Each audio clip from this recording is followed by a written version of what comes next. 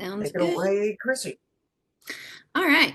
So, if anybody has any questions during this, you can either one, type it in the chat box and I can monitor that as we go. Or you can feel free to unmute your microphone and ask me, or you can save the question to the end. So whatever works for you works for me. I want this to be beneficial for everybody that is on here and involved. And so feel free to ask any questions. So what I thought I would do is just go over some basic weed management for especially warm season grasses, and then talk about a few of the troublesome. Okay, Janet, somebody's asking to annotate the shared content. What does that mean? Um, Should I that decline it? no, I think that means that they can actually do something and they're not supposed to. So, Okay. Okay, I'll decline that then. Okay, so and then after we go over just the general basics, we will go over some of the troublesome summer weeds that I've especially been getting some questions about. And then just a brief overview of some of our insects that are very active right now that we've been having some trouble with, or maybe having some trouble with in the next month or so. Okay. So I always like to start off any weed talk with, talking about how turf grass will bad turf causes the weeds and the weeds don't cause bad turf grass. So turf grass health is super important for weed management. If we're not doing the things that we need to do to manage those weeds and keep our turf grass healthy, then we're going to have to rely on some other measures. So I like to look at successful turf management as kind of a building ladder almost, or building block. You really want to start at the bottom and go up. And so the first thing you need to do is properly establish that grass. And so a lot of things go into that. Proper turf selection, as well as proper management during that turf establishment period is really important. Followed by all of our cultural practices such as irrigation, fertilization, mowing. Then hopefully we won't have to do as much weed, disease, and insect control, but we do know no matter what, problems always happen. So, when I'm out talking to turfgrass professionals or reading journal articles, I always notice how most of them attribute most of weed control to cultural practices. So, about 70% of weed control can be done and can be successfully managed through cultural practices. And then about 25 to 30% of that is going to rely on chemicals. Now, we will focus a lot on pre-emergence today, but I will talk some about post-emergent options as well, especially when we get to those tough to control weeds. So I love showing this image because if you're looking at this and you have seen this happen before, you know that those donuts are attributed to irrigation pressure. Usually low pressure is going to cause those donuts. And so just something as simple as making sure your irrigation is operable in the most successful way possible is going to help you control weeds. And so irrigation is a very important part of turfgrass management. If we're over irrigating, we can have weed problems. And if we're under irrigating, we can have weed problems. And we definitely want our irrigation system to be working properly. Like this image just came from a sports field in Tennessee. What about mowing quality? I love this photo, and I can't see a lot of y'all's reactions, but usually when I show this in front of a crowd, everybody just laughs and says, I say, I'm sure some of y'all have built something like this, or you have something like this laying around your shop. This is just a funny image to show that, there's a lot of bad things going on in this image. Number one, he probably shouldn't be wearing those shoes just to be on the safe side, but we have all seen times that we have got to mow when it's either wet or the grass has gotten too high.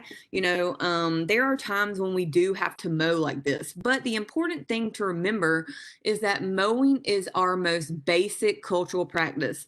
Whether or not you fertilize or even irrigate, you're going to mow. And so proper mowing is really going to help especially when we have stressors,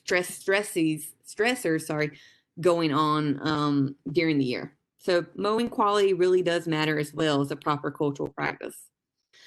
So why are we talking about weeds today? Well, we want to be successful when we do choose to use a herbicide. And so the thing we want to avoid, though, is weed resistance. And so if you look at this photo, this top image to the left of this annual bluegrass, you can see that that weed is not showing much susceptibility to that herbicide, and so it's pretty resistant. The one to the right of it is showing a lot of susceptible traits. It is being affected by that herbicide, and so annual bluegrass is currently one of our probably the most resistant weed that we have in turfgrass right now. And so we're having a lot of issues controlling that, especially post-emergent. So let's think about this. Annual bluegrass is an annual weed, which means it's going to come back every year, but it's going to reproduce by seeds. Okay. And so one of these plants, so this big guy up here that's not susceptible to that herbicide, can produce 1,500, maybe even 2,500 seeds a year. And so if that plant is resistant and it produces, let's say, 2,000 seeds, and that seed contributes to the seed bank, then those plants, once they germinate, will have some resistance built in, right? And so that's something to think about. A lot of our herbicides are expensive. We get into the mindset that we want to keep using the cheap ones, right? I mean, we all have budgets. We all have things we have to meet. We all have buying restrictions, right? Limitations. And so the point is that we don't want to get to the point where we don't have but one or two options to control this weed, and they're going to be the most expensive options. And then we're going to potentially see that herbicide have resistance in those weeds if we keep using it over and over. So prevention is really key, and we will talk a lot about rotating chemicals in a minute.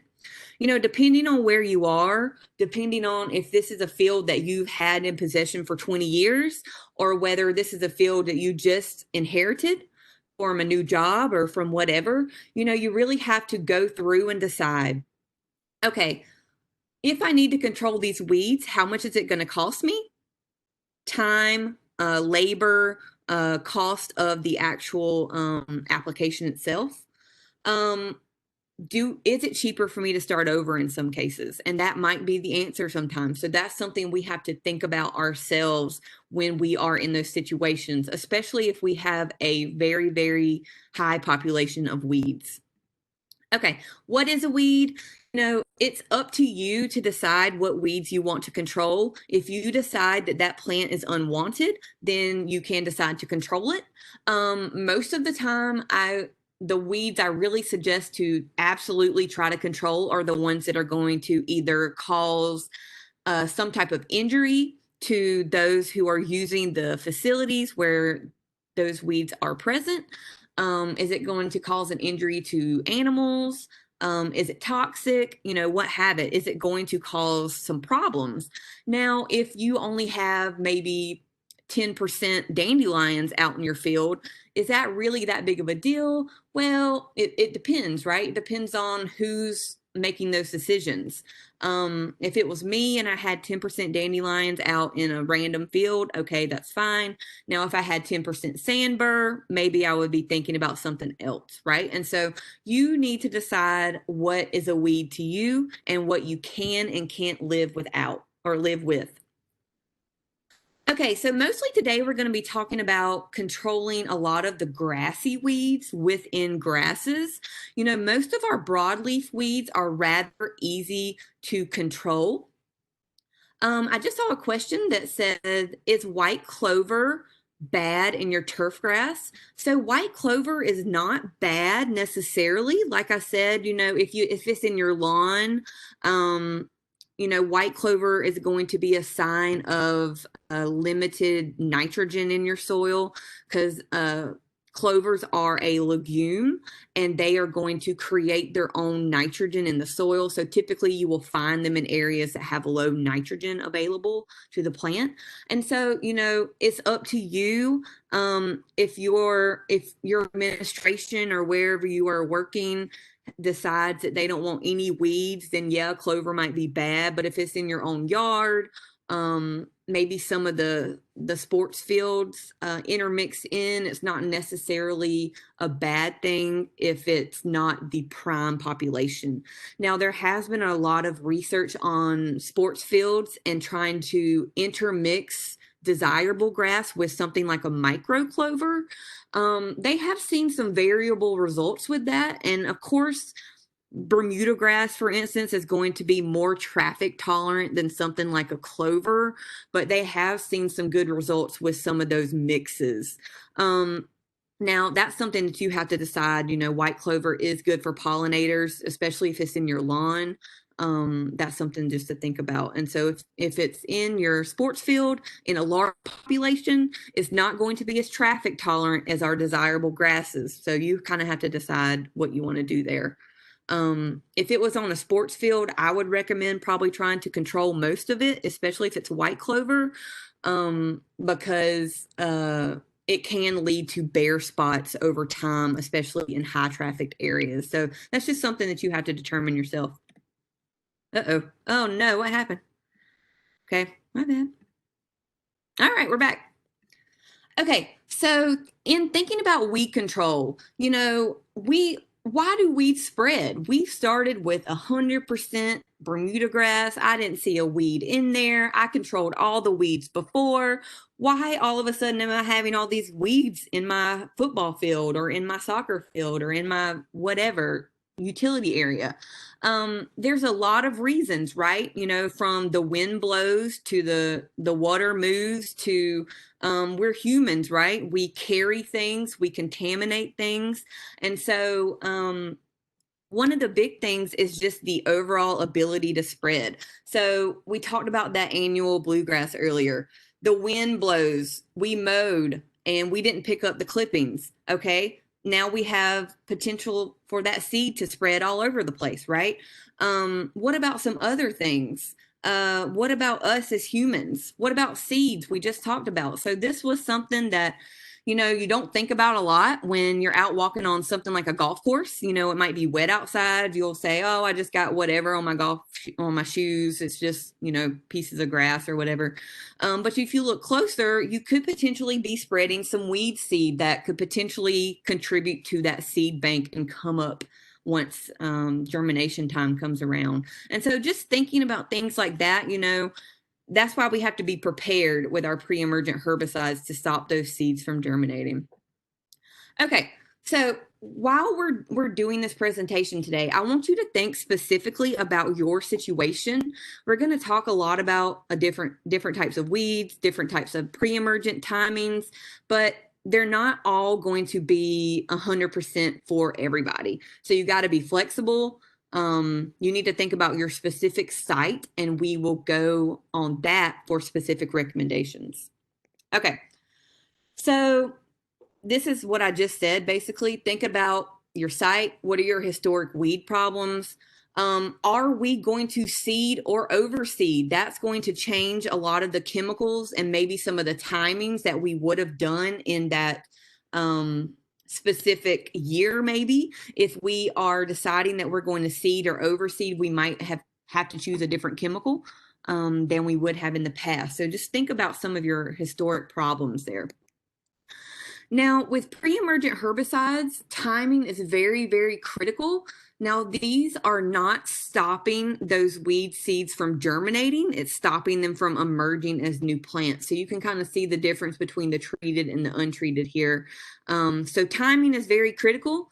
These are going to be effective mostly against annual weeds, but they will stop some perennial weeds, especially the ones that have put out some seed, but it will not stop that perennial weed from coming back if it was already grown. It will just stop seed from germinating, okay? Now, this is something to also think about. Could your pre-emergent herbicide inhibit your rooting? There are some specifically in certain groups that I will show you on the next slide that can have an impact on your rooting. Now, this is an example of a Bermuda grass stolon that is exhibiting something I like to call like a looping, where it's looped up. It really hasn't had a chance to produce any roots. And that could be from a heavy pre-emergent application of a certain group number. It could also be from just using the same chemical over and over and over in that group. And so this is something to think about specifically if you are trying to recover an area. So if you were going to try to recover an area that from traffic, you might not want to use a pre-emergent herbicide that could inhibit the rooting. And so that's just something to think about. It's not 100% every time. It's just something that could potentially happen with some of our pre-emergent herbicides.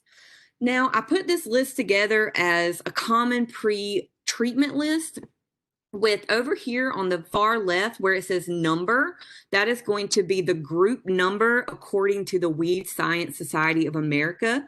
Then I just put the example of a trade name product next to it, and then active ingredient with just a general rate estimate according to the label, labeled overseeding interval, which means if you use this product, this is the labeled amount of time that they tell you to wait to have successful germination if you're going to seed, along with the signal word for everybody to have.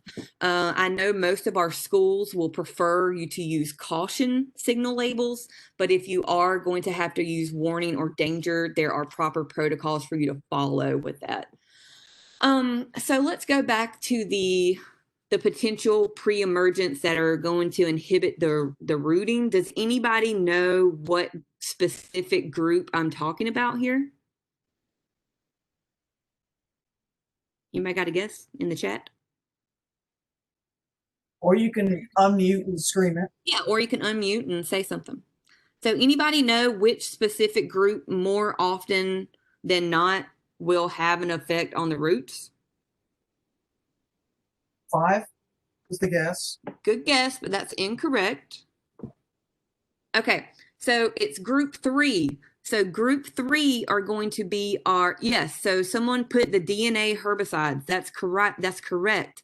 So the dinitroaniline herbicides, which are majority going to be in group 3.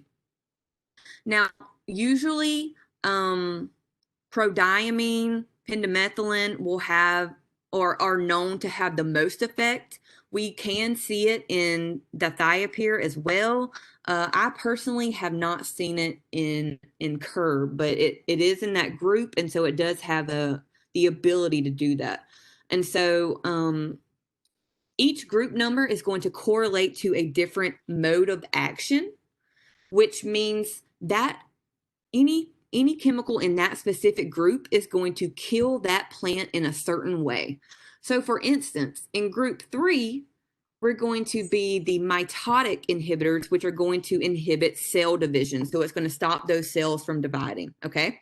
Now, if we continually use a chemical in group 3 over and over and over, more than 3 times in a row is what is normally it's what we normally say. If you use it more than 3 times in a row, you have a chance to build some resistance up into that plant. And so what we would want to do is change mode of actions as often as possible. If we can change it every other time, that's great. If we can change it at least before we use it more than 3 times, that's what we recommend. So we would want to change from a group 3 to maybe a group 5, which is going to change the mode of action. Okay, so it's kind of like if we take the same allergy medicine over and over and over, we kind of get a little bit immune to it, right? So we want to switch it up time and time again. Okay, so this is since Janet is recording this, you can go back and look at this list. This is a pretty good list. Just always be sure to read the label for use sites and for your specific grass. But most of these are labeled for, parks and recs and municipal uses and things like that. Okay. Okay. So I thought we would talk a little bit about some key weeds for pre-emerge, or just very briefly. Um, Usually when we are talking pre pre-emergence, we think about grassy weeds in our head, things like crabgrass, goosegrass. It's already too late to put out a pre-emergent for those two, but we can start thinking. I know it's the middle of the summer right now, but it's never too early to start planning for your pre-emergent application, especially if you're going to overseed. You need to think about some of those timings. And so the degrees, like 57 degrees, 60 degrees Fahrenheit, those are all correlating to the soil temperatures, not the air temperatures. Okay. So I will go back to that in a minute. So a lot of times we often forget that there are some broadleafs that we can also control by pre-emergence. And so I actually don't think I put the typical broadleaf chemical on that list. The typical one that we see in a lot of the mixes is the active ingredient azoxybin. That will be in a lot of our pre-emergents that have broadleaf activity specifically. So this is just gives you a kind of a little good idea. Well, we see crabgrass here. We know that's germinating approximately 57 degrees in the soil. Okay, well, doveweed, buttonweed's going to germinate a little bit later. So we can kind of time those out for some of our applications. Okay, so today I'm going to talk a lot about crabgrass and goosegrass, really just summer weeds, and I'm going to talk a lot about pre-emergence timing. Well, here it is right here. Crabgrass is going to germinate around about 57 degrees in the soil. Most of our models, germination models, will show goosegrass germinating approximately a month later. And so whenever we have both weeds, we really need to concentrate on making a split application, something like this. So this is just an example of what you could potentially do. You know, choosing the right chemicals where you can make 4 pre-emergent applications a year that covers your whole season, covers your whole weed germination season, is something that this is an example of.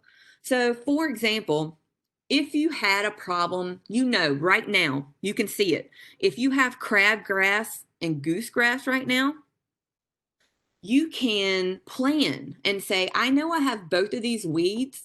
So next spring, I'm going to plan to make 2 pre-emergent applications. So maybe you make one when the soil temperatures are 55. Okay. Well, if it takes a month to a month and a half for the soil temperature to reach 60, and this is just for an example, then we need to think about making a split application, because all of our crabgrass pre-emergent is gone before goosegrass is going to start germinating, right?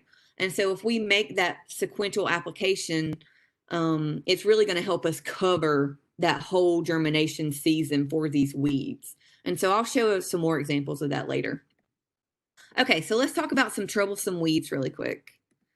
So the first one we're going to talk about is large crabgrass, and I just put these photos up here so you can distinguish the difference between some of these plants. Large crabgrass it can get confused sometimes with Dallas grass, but I'm going to show you some photos that will really help you ID.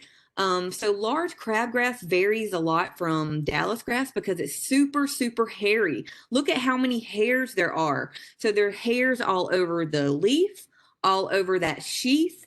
It's everywhere. And so another good way to tell is that when we look at this leaf right here, we see no midrib. And if this was Dallas grass, it would have a very prominent midrib straight down the middle of that leaf. Another great thing is if you had the seed heads, they're very, very different. These are typically going to have those 3 to 4 little, fingers sticking up, I like to call them, for ease, racemes sticking up. And so that's a really easy way to ID crabgrass from Dallas grass. And oftentimes we will see that purple tinge on the sheath, and you can even see it in this big photo down here, that kind of purpling on there. So that's very common of large crabgrass. So if you've got crabgrass, you are seeing it right now. It should be very visible out there, and so very easy to determine if next year you need to use a pre-emergent in that area.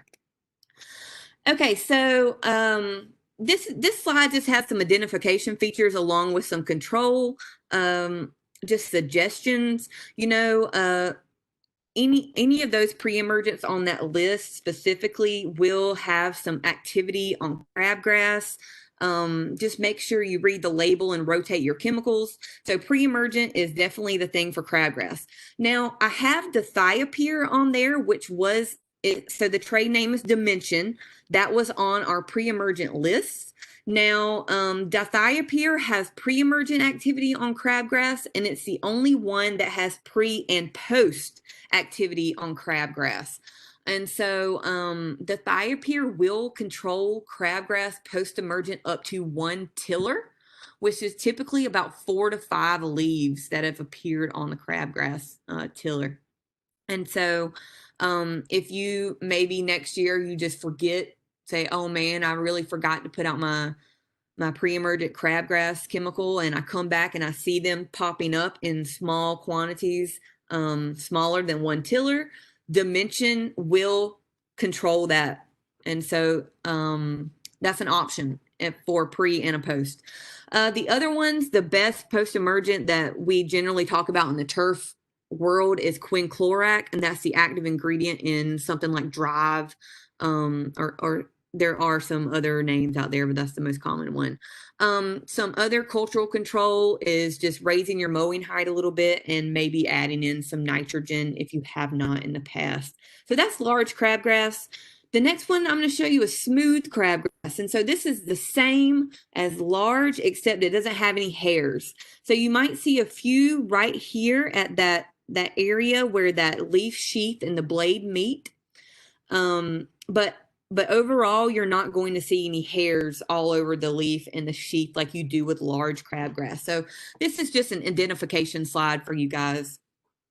And same type of way that we can control large, we can control smooth. So nothing new on this slide. So name of the game for crabgrass is really pre-emerge. And we find typically that the best post-emergent does have some form of quinclorac in it. All right. So when does it germinate? We already talked about that, but you know, nature can give us a good idea of when those soil temperatures are warming up to about that 55-degree range. And so this is a forsythia, and the typical time that we need to post our, or to put out our pre-emergent is between that 50% bloom or bloom drop and full bloom. That's about that time that the soil temperatures are heating up to that 55-degree range.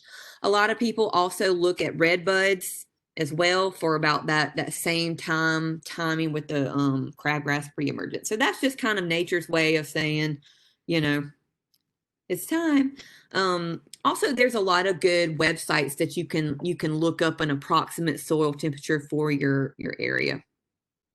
All right, so got some Dallas grass next, everyone's favorite weed, super easy to control.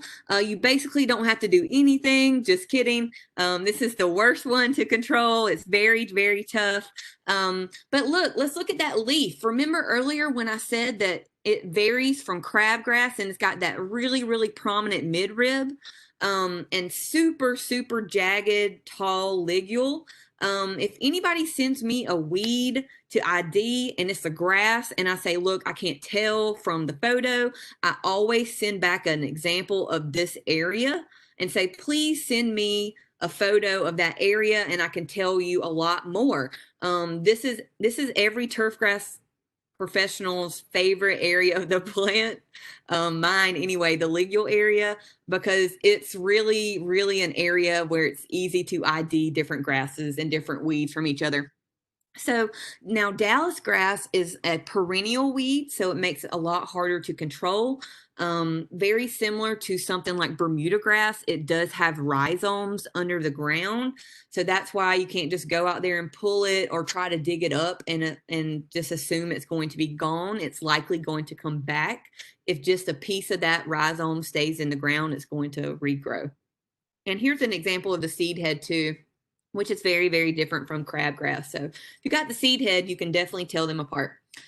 All right, so how are we going to control these? So we know, since it's a perennial, that the pre-emergents are not going to work on the plants that were there last year, right? So what can we do? Now, I'm telling you, this is something that you take with a grain of salt, right? Dallas grass selective control is almost impossible. And so there are multiple chemicals out there with Dallas grass on the label that will say suppression versus control. I did not list those chemicals on here today. It might be something like Revolver or Monument might have suppression listed on there, but they do not have control listed on there. So these are the two selective chemicals that I do the most work with that have Dallas grass on the label for control. Now, I will tell you that I did a fall and a spring selective Dallas grass trial this past fall and this early spring, and I sprayed it 4 times. I sprayed it twice in the fall, twice in the early spring. You think that Dallas grass is dead? It's still out there. All right. So that is telling you right there that it needs multiple applications. You have to be very diligent. Early spring, late fall. You got to be diligent. Now, what I typically tell folks is that if they can spot spray with glyphosate, which is the active ingredient in Roundup, that's going to be their best bet typically, especially if they have Bermuda grass. Now, if you're in an area where the Bermuda grass is going to go dormant, the Dallas grass is going to stay green for a couple weeks longer typically. And so that's a good way for you to know where those weed spots are, and you can get some good spot control in there with glyphosate without hurting your Bermuda. Now, typically, if you're used to spraying glyphosate and you've ever sprayed healthy Bermuda before, you know that it's not going to really kill it. If you do accidentally spray, around the edges with some of your glyphosate and your Bermuda is pretty healthy, then likely it's not going to ultimately kill it. And so that's good news. But Dallas grass is super tough to control, and it's expensive depending on the area that you have. It can get quite expensive to control these. And so Tribute Total is pretty much the standard for Dallas grass control, I'd say. And it's a Bayer product, with Manuscript being one of the newer products on the market, and it is a Syngenta product. And so that's some options, but I would suggest trying the glyphosate before I went out and spent the money on those. Okay. Now this is something that now this is in tall fescue, and I realize that, but still it's it's usable here. Thinking about when we want to time these things to spray in the fall and the spring, there are growing degree day models out there that will help us time these things. And specifically, the University of Tennessee does a great job at modeling a lot of these weeds. And you can go on their website, if you just Google, turfgrass weeds, University of Tennessee. They will have a lot of good growing degree day models, which will help you figure out, this is kind of old, 2011, but still relevant. It will help you kind of time those, say, okay, well, I know that Dallas grass is going to start coming out at this many growing degree days. Well, they kind of have a calendar there for you to help you do that. So it's really helpful for some of these timings. Okay, I hesitated to talk about this, but I was walking outside earlier and I saw doveweed everywhere out in the St. Augustine grass, so I said, why not? Now, doveweed is one of those, if you look at it, you think it's a grass from the initial look, right? Sometimes we can confuse this with St. Augustine. It does look similar to St. Augustine, and so if it's in a St. Augustine lawn or an area, then, it can easily get confused. However, doveweed is actually a broadleaf weed. And so this is one of those exceptions to the rule. Typically, broadleafs do have some netted veins, kind of like your hand, kind of like an oak tree leaf would. But this is one that looks like a grass. So anyway, you can tell it's not a grass because it will make these colorful flowers. And if it's a grass, we typically have, you know, racemes or panicles, some type of actual inflorescence that's a seed head, not a colorful flower. And so you can use a pre-emergent for this. Asoxaben is one of those that it will work on doveweed. Post-emergent, we have just your typical three-way mix of the 2,4-D dicamba mecoprop mix, as well as some other ones, metsulfuron methyl. The next one is Celsius, and then you can also spot spray with glyphosate as well. So this is just something to show for doveweed. It was my only broadleaf weed that I was going to show, so I figured I should put it in. Okay, goosegrass. And so we've been getting some good questions about goosegrass lately. You know, goosegrass is probably our second most resistant weed in turf, and so we've been having some problems controlling this, especially post-emergent with some of our chemicals in certain groups. And so seed head is vastly different from crabgrass and Dallas grass. Plus, whenever you get this out in the field, it kind of makes that almost pressed down center that looks silver in color. And so easy way to tell the difference between goose and crab. Also, here's that ligule area that, you know, it's got a toothed ligule, so very easy to tell the difference between those weeds. Okay, now how are we going to control this? Now, I'll show y'all on the next slide some good pre-emergent programs that you can use for goosegrass, especially split applications. Now, post-emergent, these are the three that I typically recommend just because we have seen a lot of resistance, especially in some of our ALS inhibitors, which are in group 2, which will be things like Revolver and Monument. They do have goosegrass on the label, but they have been, you know, just not working as well lately because of some either resistance issues or different goosegrass populations, all types of reasons. And so the first one is 2,4-D dicamba mecoprop and carfentrazone, which is Speed Zone. I should have put the trade names on here. I'm really sorry. The first one is Speed Zone, which is a PBI product. The second one is Tribute Total, which is that Bayer product we talked about earlier with Dallas grass. And the last one is Metribuzin, which is the active ingredient in Cenchrus. Now, again, be sure to read the label for these. Metribuzin is labeled in Bermuda grass, but not in some of our other grasses. Now, a big one for goosegrass culturally is it loves compacted areas. And so if you find yourself in a park situation where you have heavy traffic and you haven't been able to aerify or relieve that soil compaction in whatever manner, you might find that you're more susceptible to goosegrass being there because you can walk out in your driveway and see goosegrass in your driveway. So this is just a little example of some split applications here.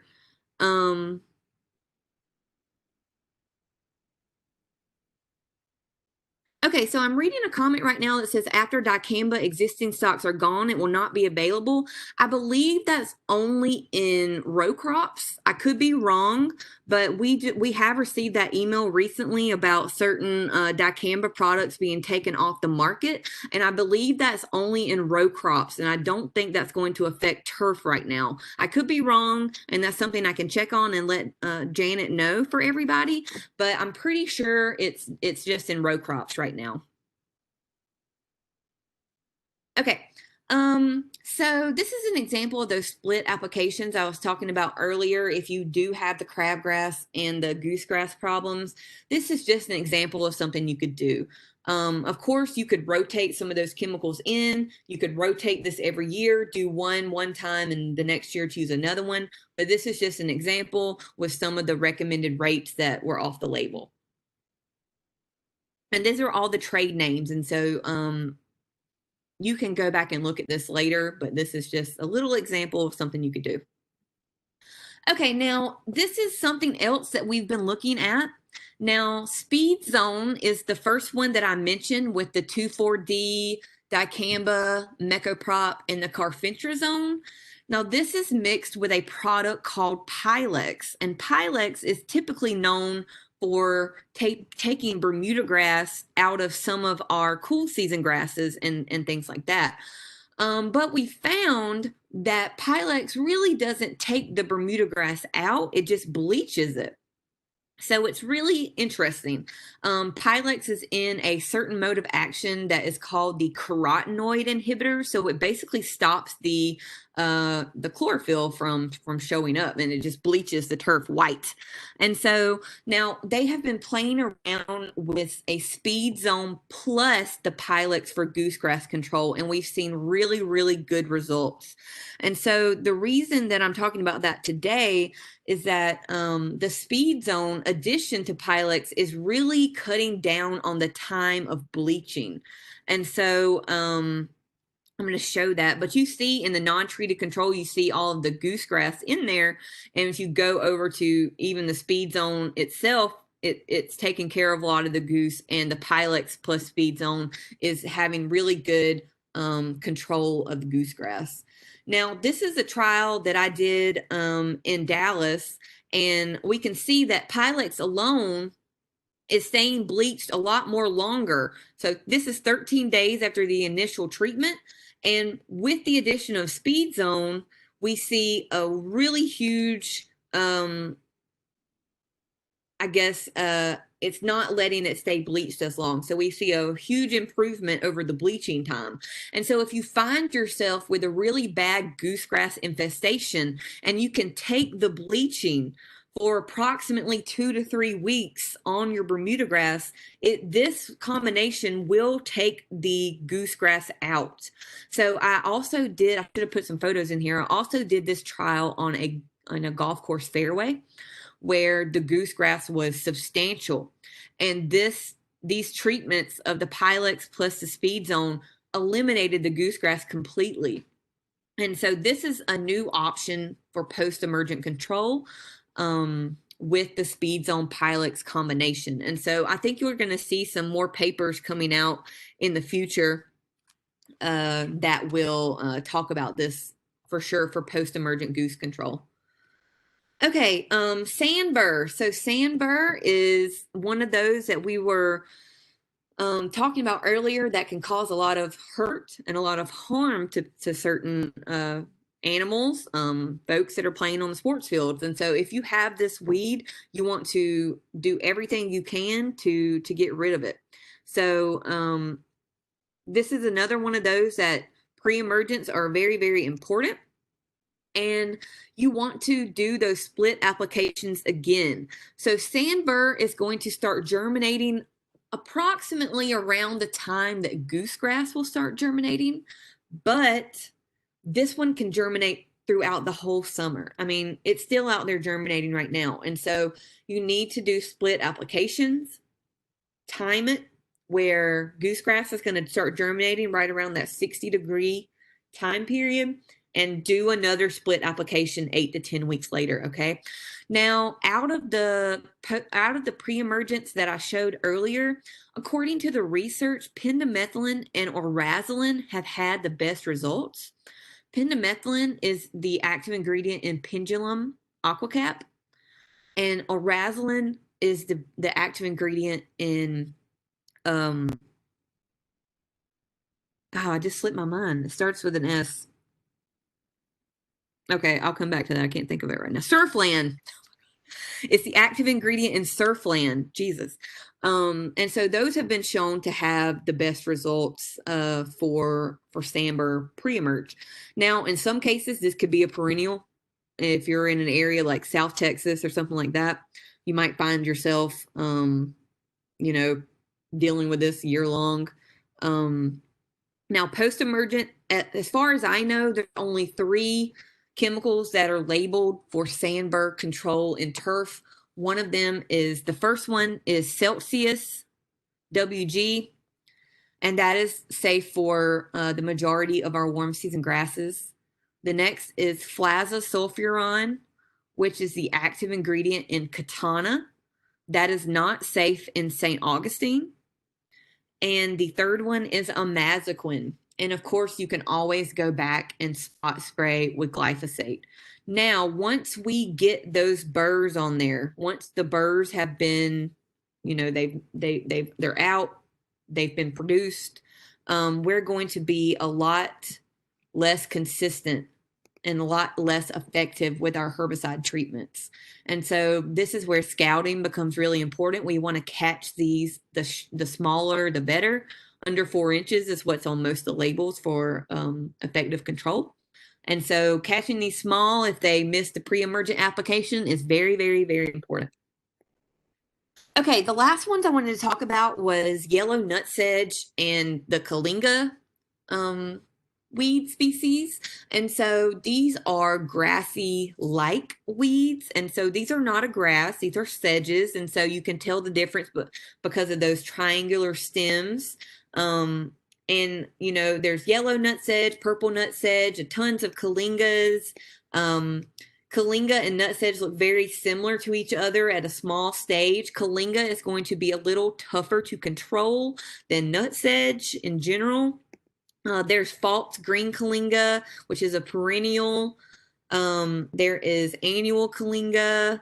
There's a lot of different types of Kyllinga. And so once you identify that you do have a sedge or a Kyllinga problem, then what can you do? Now, the hard thing about controlling these are, of course, that they do have something called tubers under the ground.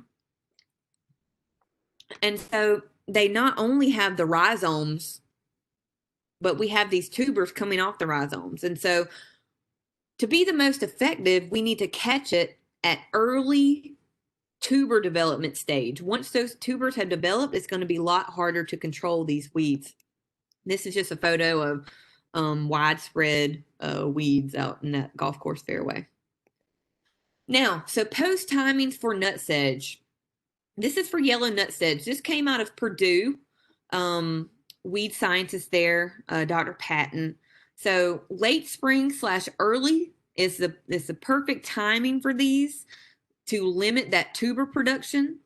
So, early, you might have to vary it each year, go out and scout. You should easily see these coming up with those triangular and 3-pronged stems and leaves. And so it should be easy to tell, but post has got to be caught early. This is another one kind of like Dallas grass that is going to take multiple applications, multiple times a year. You have to be very diligent about controlling these. And so this is good timing for yellow nutsedge. Now, post timing for Kyllinga, about that same time frame as yellow nutsedge, but now we are starting to see some weed scientists do some fall application research. And so trying to have a timing in the spring and the fall for this weed. Okay, so here's some options. Now, pre-emergent, they are limited, but we have seen, now this is specifically, pre-emergent is specifically for yellow nutsedge. I should have mentioned that. We have seen some good results from metallochlor, which is pennant magnum, and then prodiamine plus sulfentrazone, which is in a product called Echelon or Echelon. I always say that wrong. Echelon. So we're seeing some limited results right now, but there's a lot of research going on pre-emergent control for some of these sedges. Now, post-emergent for sedge Kyllinga. Like I said, multiple applications early in that life cycle before that tuber really develops, like we just saw in that table or that graph. Now, these are the most often used active ingredients for sedge or Kyllinga control. Some of these are older. Halosulfuron has been around for a while. Imazaquin has been around for a while. Now, flazosulfuron is the active ingredient in Katana. And now pyrimesulfan is the active ingredient in a new product called Vexus. This has excellent control on sedge and Kyllinga. Its claim to fame is sedge and Kyllinga control. It is also labeled for residential use. So it's pretty much safe on every type of turf grass, and it's labeled for almost every use site. Currently, it's available in a granular form, but you can maybe in the future bet on getting it in a liquid form as well. But right now, it's available in a granular form, which is my preferred method of application. And so this is a lot of options for sedge and Kyllinga. Depending on what you've used in the past, you might want to think about rotating some of those chemicals. Okay, just some general tips for controlling weeds post-emergent. Think about your air temperatures. Generally, they're best controlled with air temperatures between 65 and 85. However, some of our products will say that they have no temperature restrictions, so that's just something to be aware of and read. Most of the time, we just see an increased chance of turf damage or phytotoxicity at higher temperatures. Think about your mowing. Don't mow prior or immediately after application. We want the weed to have as much surface for that contact as possible. And then think about your soil moisture. We don't want over saturation, and we don't want bone dry soil. We need adequate soil moisture. And so when we have drought stressed areas, we're going to see that weed control may be poor, and turf damage could occur. So actually, for most of these weeds to be effectively controlled, they actually have to be somewhat healthy. This is some general warnings that I like to throw out there. Atrazine can damage Bermuda grass. It can damage some St. Augustine if you have Floritan. So be aware of what you have, what cultivar you have. 2,4-D and dicamba can potentially damage St. Augustine if it's not used at the correct rate. Of course, glyphosate can injure most plants. Use it with caution. However, it will not work well on clover or sedge. And so that's just something to be aware of. And always, always, always be mindful of nearby plants. You don't want your desirable plants to be hurt by these. You don't want other people's desirable plants to be hurt by these. And if you ever think about using a weed and feed, I've seen weed and feeds be super detrimental. I've seen weed and feeds be super helpful. And so it just depends on the certain timing and the certain fertilizer ratio that you have and that you need. And so always follow the label. If you don't, you'll grab the wrong spray and use the wrong rate. And I think this is I don't know if this is photoshopped or if this was set up to just sabotage this yard or what, but I love this photo. I have seen some misapplications of herbicides, fungicides, insecticides go way wrong where you burn the grass. You do not want to do that. So be sure you have calibrated your sprayer right, effectively, and make sure everything's clean, right? And so I actually saw a sports field a couple of years ago that whoever used a sprayer before had used glyphosate in it, and they didn't rinse it out good enough. So there was a little bit of residue on there, and it slightly tinged about half of the sports field. And so things like that do happen. And it's very easy for it to happen. So just make sure you get everything calibrated right.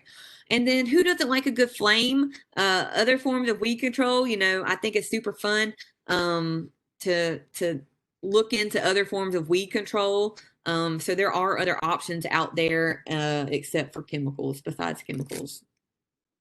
Okay, I'm going to briefly talk about insects super quick, and I'm going to go really fast because I know about an hour right now. Okay.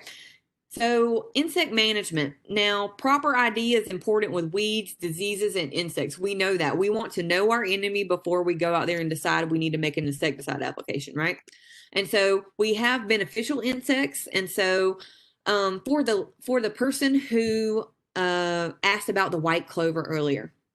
Now, if you do have a white clover in your yard or in your utility area or what have it, and you decide you're going to spray an insecticide, especially in our neonicotinoid category, we want to mow off those clover flowers before we make the application, because we want to avoid that flower having the insect or the insecticide on there and attracting that insect to that flower.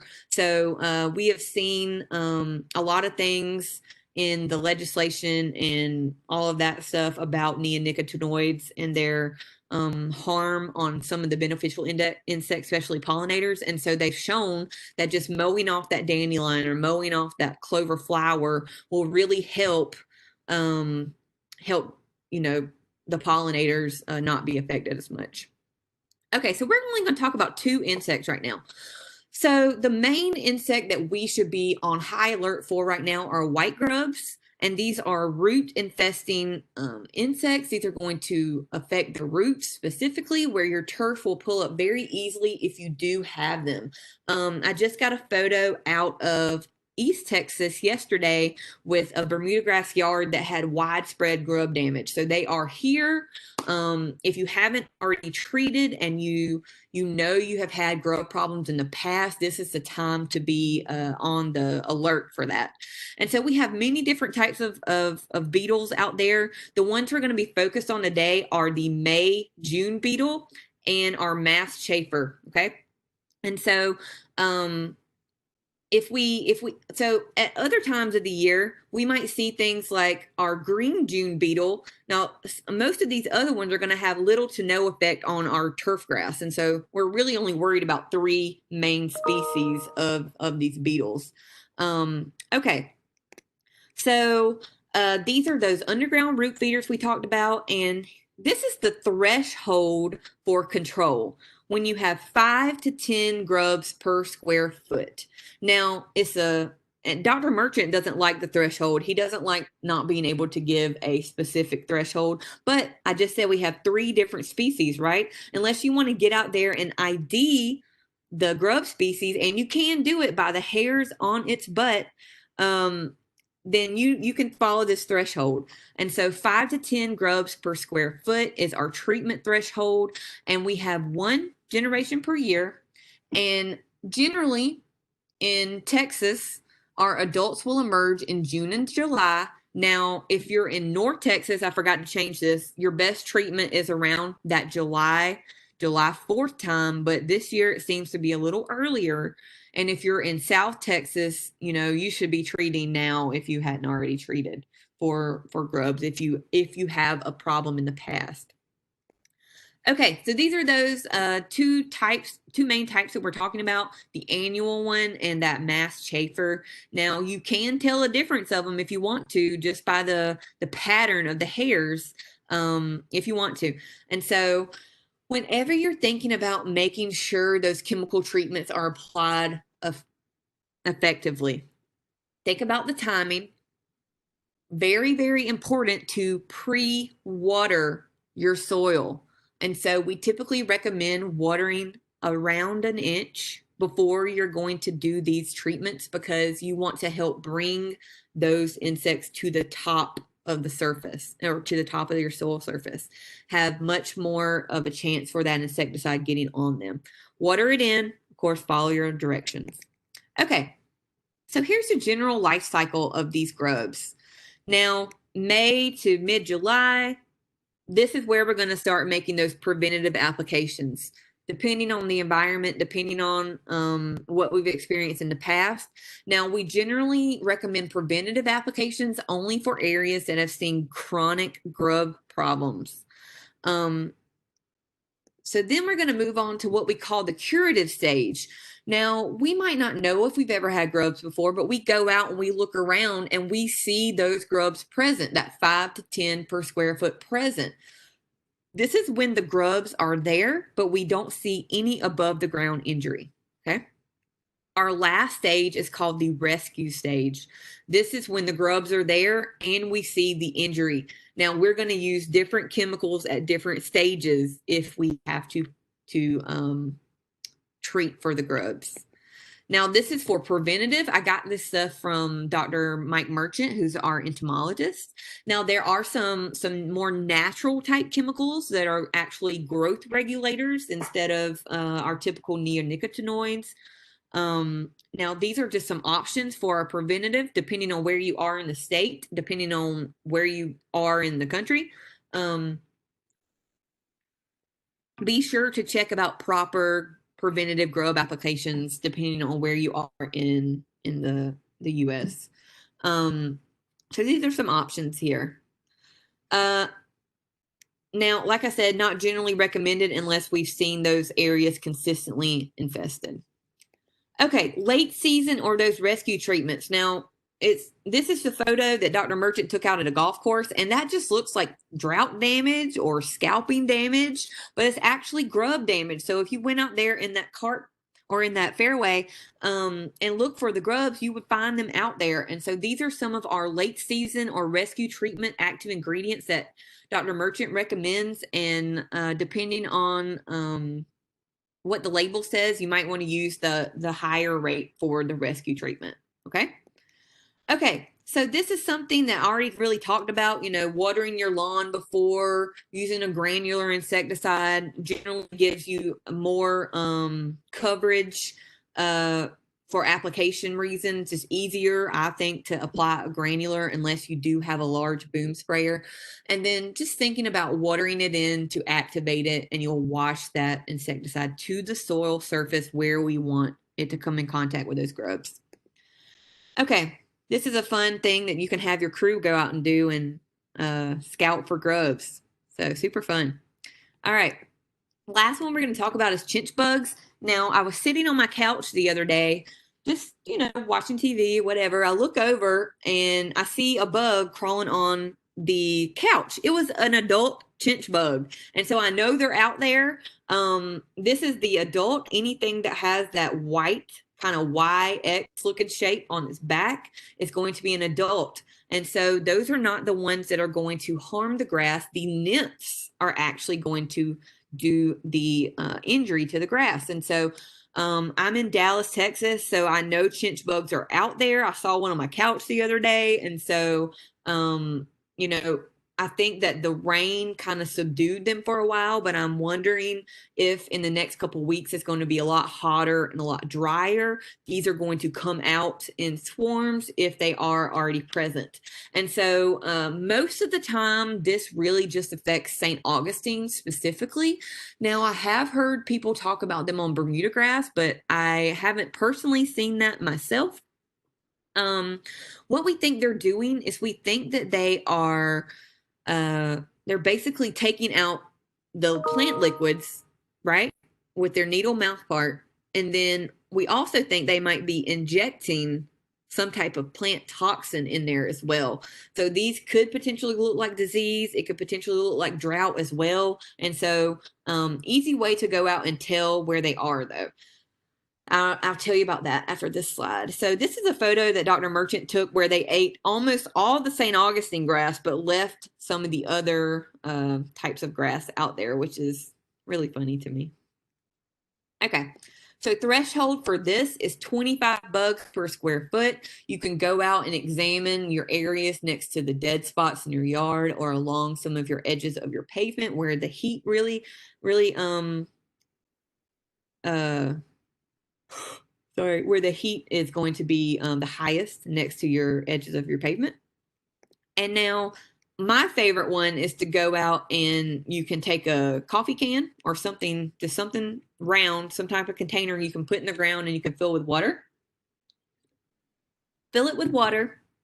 And then in a few minutes, you can see those chinch bugs start floating to the top if they do have any population in there. So you can put it right next to your dead grass and see if the population is there. So I think it's super cool, super fun to go out and monitor for insects. So cool thing about insects is we can see if they're available, right?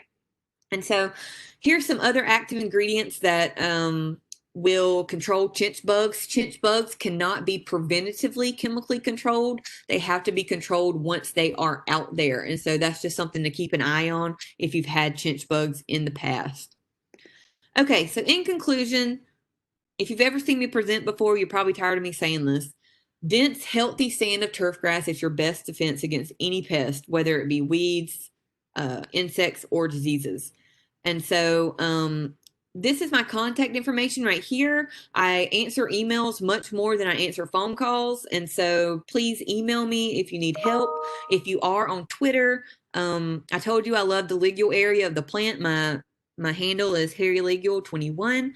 If you visit our website, aggieturf.tamu.edu, We have tons of publications on there, fact sheets on mowing, irrigation, weeds, diseases, all types of things. And so we would love to have you visit that and check those out. Another thing is if you're interested in getting updates from the AgriTurf group when we have large events, you can sign up for our mailing list on the homepage of our website. And so we will have an event that's coming up in October, and we will be letting the information go out on that web list. And so, okay. So I think you had one question about what was it? Field sandburs. Let me go back and see. How effective are post-emergence on field sandburs? So, you really have to catch them at that short height below the 4 inches to have any chance of being effective. Once they get the burr, it's pretty much not going to be effective. So once you do get that burr, I would suggest just mowing and collecting the clippings as much as possible, because anywhere that burr, so that burr is going to be the seed, right? Anywhere that seed is going to be able to spread, then it has a potential for emergence of a plant in the future. So yeah, post-emergent control is hard, but if you do catch it early, you can be more effective than not, you know. Okay, let's see if we got any more questions in here. There was one about honeysuckle and a flower bed. Okay, I don't know about that. I'll have to check on that and get back to you on that. I don't typically get any questions about honeysuckle in the. Okay, it's in your flower bed. All right. Being that it's a woody ornamental, they're harder to get. I mean, I can speak from a personal perspective. Right.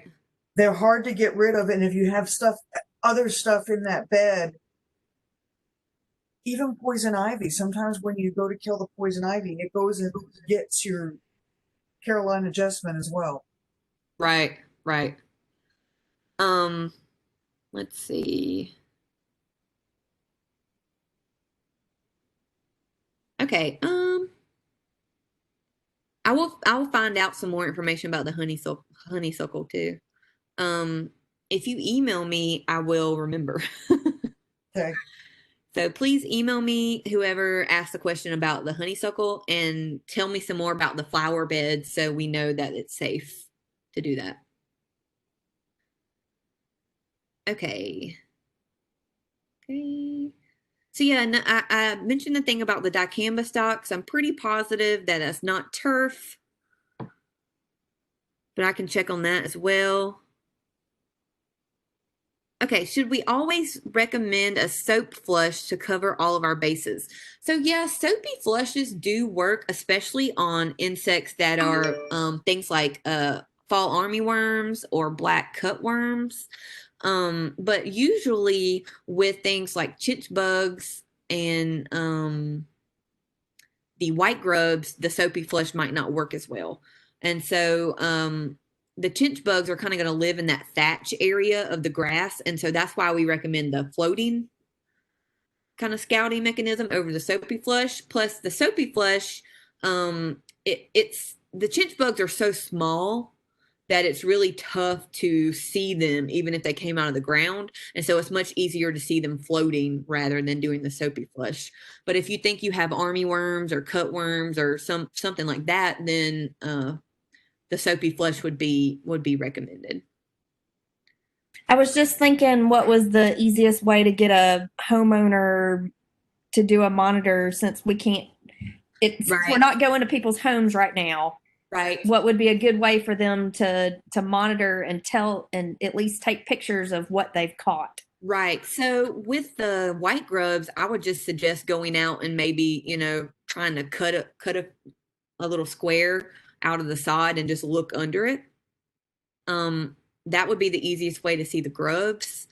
The easiest way to do the chinch bugs, you could take like a piece of the grass out, go cut out a piece of that turf and put it in a plastic bag and let it sit in the sun. That will also make them come out as well. But really right now, those are the two main insects we should be worried about. But with the others, like I said, like fall armyworms and things like that, the soapy flush might work better, but it's so hard to see the chinch bugs by just doing the soapy water flush. So, yeah, I would just try to do it, based on the time of year, maybe be easy, but you can always do the soapy water flush and see if you see anything. But I just think with the chinch bugs, it would be specifically very hard to see them. Yeah, digging a plug and putting them in the bag is a good suggestion. I think that might work better. Yeah, and if they did And just let the bag sit. Yeah, and if they dig the plug, they should be able to see if there's anything under there. And if they can pull up the grass easily, they should know that, hey, something's eating the roots. Okay, there's a question about Game On. So Game On is a herbicide that came out of Corteva. So if you haven't heard of Corteva, they are now the turf and ornamental side of what is Dow DuPont. And so Corteva is connected with Dow and DuPont. So to my knowledge, Game On has been labeled and has been, approved, but I don't know if you can buy it. I don't know if the virus has stopped some of that or not, but I just Googled actually Game On for sale, and so it looks like if you go to something like Do My Own Pest, website, it looks like it's not available right now. And so it's on here, but they don't look like they have the stock of it right now. And so to my knowledge, Game On is hopefully going to be used in the future, and it does have a lot of use sites and it has a lot of good weeds on its label, but to my knowledge, I don't know of anywhere you can personally buy it right now. And so guess that's to be told. But yeah, so Game On is one of the newer herbicides that are out by Corteva. Vexus is the newest one out by PBI Gordon, the one that has the good control on the sedge and Kyllinga. I'm trying to think of any other ones that are out new. The new formulation of Speed Zone is pretty good. Does anybody else have any other questions?